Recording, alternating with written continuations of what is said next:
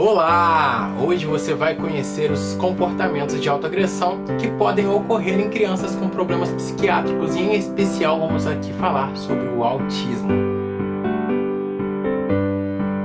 Olá, eu sou Jonathan Bandeira. Você deve saber identificar esses comportamentos de autoagressão porque, obviamente, eles causam danos físicos e precisamos tentar minimizar ou extingui-los, né? Para isso a gente vai contar muitas vezes com ajuda médica, medicamentos e, claro, a psicoterapia. Além disso, você, pai ou professor, você precisa aprender estratégias e identificar, quais os fatores são desencadeantes dessas reações agressivas em crianças com autismo. Para isso eu vou citar para você no final desse vídeo 3 estratégias que você pode utilizar. É importante que você entenda que os sintomas de comportamento de autoagressão que você está aqui, eles não têm relação a aspectos do temperamento dessas crianças e nem de influências ambientais, como assim medidas punitivas inadequadas que os pais tomam ou que a escola toma, então porque a criança aprendeu na televisão, não é por causa disso, e tampouco a criança visa barganhar com esses comportamentos. Esses sinais, eles ocorrem de maneira estereotipada, ou seja, a criança apresenta esse comportamento de autoagressão,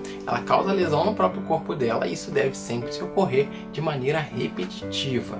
Estão listados 8 comportamentos de autoagressão na escala de comportamentos repetitivos e 14 comportamentos de autoagressão na Behavior Problems Inventory, Estou apenas citando esses 2 instrumentos para que você pesquise e amplie seu conhecimento. Então para esse vídeo e pesquisa aí esses instrumentos que são valiosíssimos para o seu diagnóstico ou mesmo para você traçar a melhor conduta, no tratamento de crianças que têm autismo. Também vale a pena ressaltar e mostrar para vocês que aqui nesse canal sempre nos embasamos em conhecimento científico e não são apenas minhas impressões dos meus 10 anos de clínica praticamente, é sempre conhecimento baseado em evidência. Eu gostaria de compartilhar esses protocolos com vocês, mas eu não posso porque eles têm direitos reservados para o uso e é por isso que você precisa prestar muita atenção nesse vídeo para não deixar nenhum momento escapar e, se possível, pegue um caderno, para tomar nota desses 8 comportamentos de autoagressão. O primeiro sintoma de autoagressão parece bem óbvio, A criança ela costuma se agredir repetidamente com partes do corpo dela.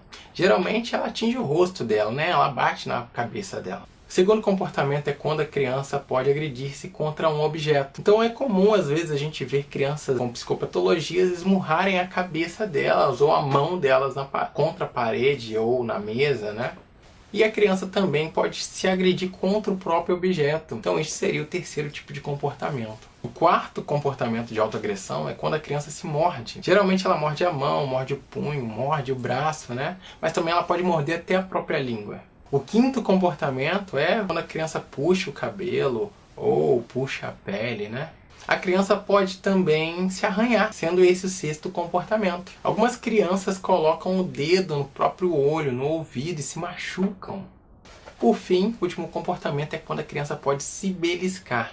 Mais importante do que identificar apenas esses comportamentos, é importante a gente identificar a função que esses comportamentos possuem para as crianças. Não que esses comportamentos sejam barganhas para as crianças, mas eles apresentam uma função. Então, para finalizar esse vídeo, eu deixo para você uma dica preciosa de 3 fatores desencadeantes em reações agressivas em crianças com autismo. Porque a melhor forma da gente trabalhar com relação à autoagressão é prevenir que a criança tenha esse tipo de comportamento com essas 3 estratégias que eu vou citar agora.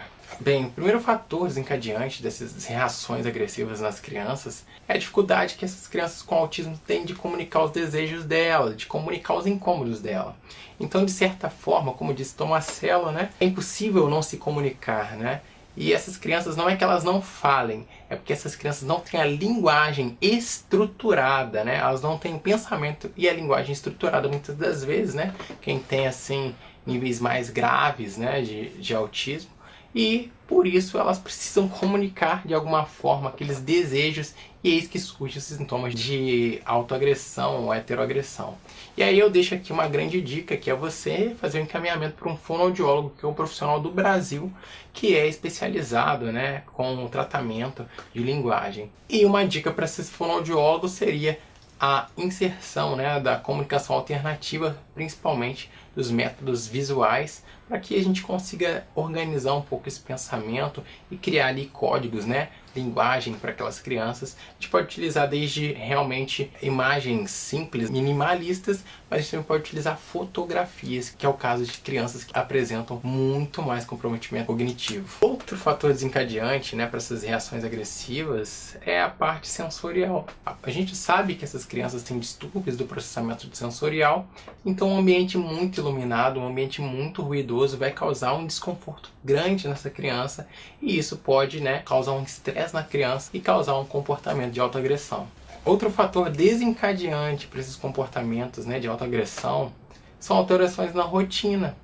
Se você é pai, você já percebeu que quando você acaba trocando a rotina do seu filho, ele acaba se estressando? Não sei se ele vai ter um comportamento de autoagressão, às vezes ele vai só chorar. Essa modificação de rotina vai sim causar desconforto nessa criança, que vai puxar para aquele lado, né? A criança não sabe comunicar o seu incômodo, não sabe comunicar o seu desejo, ela vai realizar o comportamento de autoagressão. E a partir desses 3 fatores, agora a gente vai entender por que alguns métodos de intervenção no autismo estão tão focados em criar meios alternativos de comunicação e criar uma rotina favorável à aprendizagem dessa criança, e que essa rotina seja respeitada. Se você é professor, agora você vai começar a entender por que aquela criança, sem querer, né, tem a sua rotina, aquela rotina de ir para a escola, a rotina certa do pai, dar o almoço e levar para a escola, e quando isso é alterado, a criança muitas das vezes apresenta alguns comportamentos que são disfuncionais. Então esse vídeo foi de extrema valia para você. Você aprendeu 2 instrumentos, né, que podem ser utilizados para você rastrear comportamentos restritos e repetitivos em crianças, que não precisa ser autismo, a gente está investigando se tem autismo ou não. E é interessantíssimo também porque a gente aprendeu, né, um pouco do fundamento de algumas estratégias como o Tite, né? Por que o Tite tem rotina? Por que o Tite tem uma comunicação visual ali, né, para aquela criança? Você descobriu por que agora. Você descobriu que o Tite funciona daquele jeito, por exemplo, porque as crianças têm dificuldade de comunicar o desejo dela, têm dificuldade de ter uma estruturação do pensamento, elas precisam de previsibilidade. O que é isso? Elas precisam de prever o que elas vão fazer. A gente só consegue prever isso, né, sobretudo em crianças que têm uma dificuldade maior, né, na parte cognitiva, se a gente dá pistas contínuas para elas associarem aquilo, né, elas aprendem por condicionamento. Então, toda vez que a criança, por exemplo, tiver que tomar o café da manhã, o pai vai levar um pratinho. Aquele pratinho é um símbolo, né? E ela vai conectar, opa, é a hora do café. Ou então, ela tem um quadrinho, um mural, e naquele mural, toda vez que ela for realizar uma ação, ela vai pegar aquela figura, aquela imagem, né, realizar aquela função e depois guardar de novo, partir para a próxima. Isso daí é uma maneira de a gente regular as funções executivas e também criar uma comunicação alternativa com essa criança e estabelecer uma rotina. Se você gostou desse vídeo, curta esse vídeo e compartilhe esse vídeo com outros profissionais e pais, para que eles tenham essa ferramenta na mão deles, para eles conseguirem diagnosticar o autismo e também entender como que eles podem minimizar esses comportamentos de autoagressão. E a gente descobriu que a palavra-chave para a gente conseguir regular esses comportamentos é linguagem e previsibilidade.